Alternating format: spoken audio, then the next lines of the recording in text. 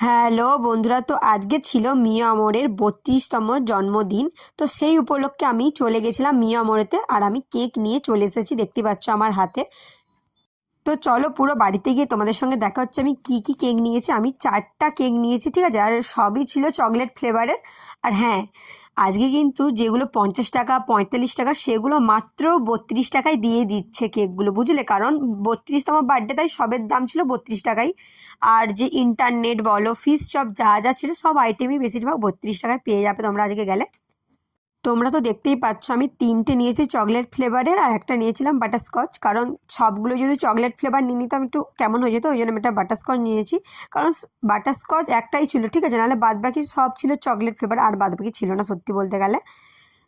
তোমরাও সবাই যাও মিয়ামরিতে জন্মদিনে কেক খেয়ে এসো, অবশ্যই পয়সা দিয়ে খেতে হবে কিন্তু। আর এই যে এখন কেকটা দেখতে পাচ্ছ, আমি যে তোমাদেরকে বলছি, আমার বোন বলছে মনে হচ্ছে তুই